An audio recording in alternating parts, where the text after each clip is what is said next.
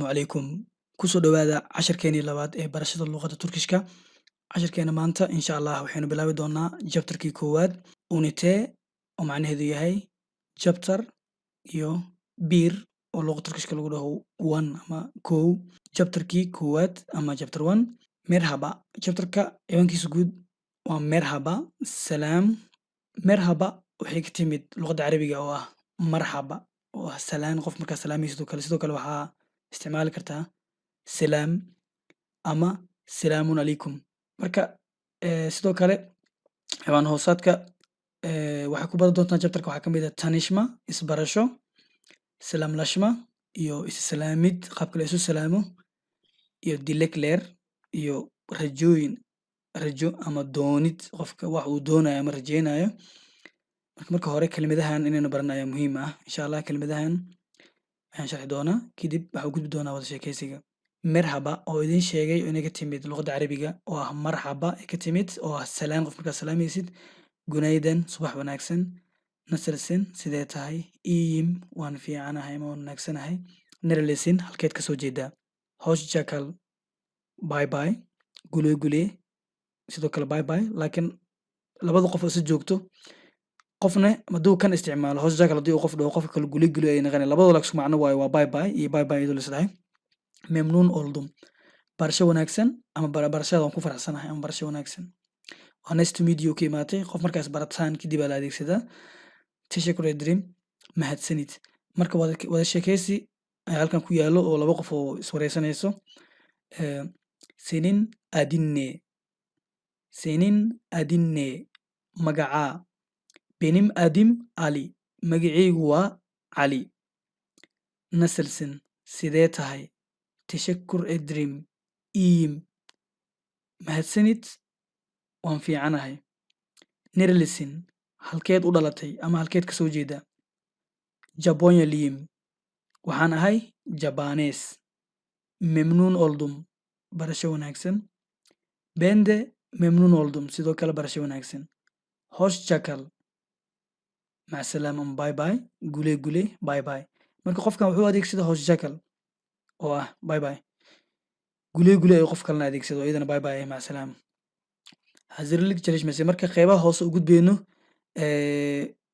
si diyaar garowga marka shaqada hoose kelimadahan muhiim u ah. hazirlig oo macnaheedu yahay isdiyaarin ama diyaar garow iyo jalishma oo ah shaqo marka shaqada marka diyaar garowga naqanay oo ah erayadan marka ay idin soo sheegay kuwan qaar kamid ah waaye laakiin sawiray wataan muujinayo tusaale merhaba sida idin cad halkan sawirka waxa u jeedaan laba qof oo is gacan qaadayso way salaamayaan oo marxabay ka timid oo salaana loo adeegsadaa qofkan hurdo ay kusoo toos asagana sidoo kale sida sawirka idinkaga muuqdo gunaydan macnaheedu yahay subax wanaagsan gunaydan iyo gunlaar adeegsan maalin wanaagsan way salaamu maalin wanaagsan marxaba wal salaama marka marka salaamu calaykum aad ii kartaa ii gunlaar maalin wanaagsan qofkan qof uu soo dhaweynaa asagana hosh galdin marka qofka soo dhaweynaysa la adeegsadaa soo dhawaa waaye welcome ii akshamlar fiid wanaagsan iyadana waxaa la adeegsadaa markii 4 galabnimo laga soo tago ilaa 4 wixii ka dambeeya ilaa 9 habeenimo adiga intii idina waxaa la adeegsadaa intaas la adeegsadaa fiid wanaagsan Allah mar hadii 9 kala dhaafo habeenimane ileen xilli jiifa la joogay waxaa la adeegsadaa iiga jalar habeen wanaagsan waa taas tan markii ii akshamlar fiid wanaagsan af Soomaali naqanay.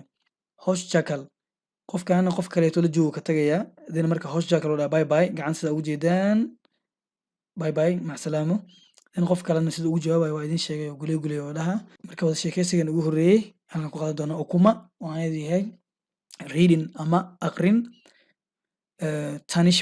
tanishma isbarasho waa macnaheeda tanishma isbarasho sida u jeedaan labadan qof ay isbaranayso qofkan iyo qofkan mid kamid waxaa la dhahaa Ali halka mid kale la dhahaa Muraad. Ali ayaa hadlay wuxuu dhahay merhaba uu salaamay benim adim Ali magacaygu waa Ali. Sinin adinne adigu magacaa. Muraad ayaa u jawaabay wuxuu dhahay benim adim Muraad magacaygu waa Muraad. Ali ayaa haddana hadlay wuxuu dhahay memnuun oldum barasho wanaagsan ama barashada waan ku faraxsanahay. Bende Muraad ayaa u jawaabay wuxuu dhahay bende memnuun oldum anigana sidoo kale waan ku faraxsanahay. haddana labadan qof aynu u tagno. Labadan qof marka waa laba qof oo ayagana hore isku garanayay, qoraalkooda ka dareemi doonaa. Merhaba markan waxaa loo adeegsadaa qofka markii aan garanin sida hi English oo kale waa taqaanaa qofka markii aan aqaanin oo kale hi markaa salaamaysid. Then halkan luqada Turkishna waa sidoo kale qofka markaad salaamaysid sidoo kale hadii aan aqaanin merhaba la iska adeegsadaa. Inkastoo qof aad taqaanin loo adeegsado, haddana qofka aan aqaanin mustard loo adeegsado sida caadiga ah. Sida halkan idinkaga muuqato labadan qof waa laba qof oo isgaranayo. Hadalkoodan ka arki doonaa. Dilag ayaa hadashay. Waxay dhahdeen salaam Zainab. Way salaantay Zainab. Markaas waxay dhahdeen nasirsan sidee tahay. Zainab ay u jawaabtay iyim tashakkur ederim. Waan wanaagsanahay mahadsanid. Seen nasirsan sidee tahay adiga. Dilag ayaa u jawaabtay tashakkur ederim. Tashakkur ler iyo tashakkur ederim isku macno waaye. Tashakkur ler ben de iyim. Mahadsanid sidoo kale anigana waan wanaagsanahay. Labadan qof ayaa isbaranaya. Hana gabadhan la lahaa Austin iyo wiilka ah. Hana ayaa Austin wiilka waxay weydiisay Nerlison halkeed ka soo jeedaa ama halkeed u dhalatay. Austin ayaa u jawaabay wuxuu dhahay Nigeria liyim. Waxaan u dhashay ama waxaan ahay Nigerian. Seen Nerlison adiga halkeed ka soo jeedaa. Ben Almanya liyim. Gabadhan waxay dhahay anigana waxaan ahay qof Jarmal ah. Marka insha Allah cashar waxaynu qaadan doonaa wadamada luqadda afka Turkishka wax lagu dhaho. Turkishka luqadooda wadamada qaar magacahooda way bedelaan oo magaca kale u adeegsadaan. Marka insha Allah cashar gooni aan ka dhigi doonaa. Almanya waxay dhahaan Jarmalka u yaqaan Almanya. Labadan qof marka waa arday iyo macallimadiisa. Marka halkan waxaa aad ugu bar doonaa kelimadaha ayagoo waxaa jira qaar formal ah iyo qaar informal ah marka way ku bar doonaa casharkeena. Waxaa kamid ah oo kaleete labadan qof hadda waa ardayga iyo macallimadiisa. Jan waxaa la wiilka ardayga ah macallimadiisa oo ah öğretmen oo macallimada ah macallin ama macallimad isku mid waaye. Marka Jan ardayga hadla wuxuu dhahay Günaydın öğretmenim. Subax wanaagsan macallimadeydii. Nasılsınız sidee tahay. Marka datay waxaa arkayseen ama arki doontaan haddaba halkan u jeedaan macallin markay jawaabtay waxay dhaad ugu jawaabtay öğretmenkii macallinkii wuxuu ku jawaabay Günaydın Jan. Subax wanaagsan Jano. İyiyim waan wanaagsanahay seen nasılsın. Jan wuxuu adeegsaday nasılsınız. Macallimada halkii adeegsatay nasılsın. Nasılsınız waxaa loo adeegsadaa marka laba qof iyo wixii ka badan horta tan koowaad. Haddana waxaa loo adeegsadaa sidoo kale si formal ah oo macallimadaadoo kale ama qof kaa weyn ama qof mas'uul ah ama qof aad xushmadeynaysid markaa isticmaalaysid sida formalka ah waxaa la adeegsadaa sida caadiga oo luqadda oo formalka ah waxaa la adeegsadaa nasılsınız. Si xushmad ku dheehan tahay waaye. Macallimadan maadaama ardaygeeda caadi la hadlaysa marka nasılsın adeegsatay sidaas darteed marka kala ogaada tan marka macallinkaaga iyo qof kaa weyn iyo ma fiicna in loo adeegsado.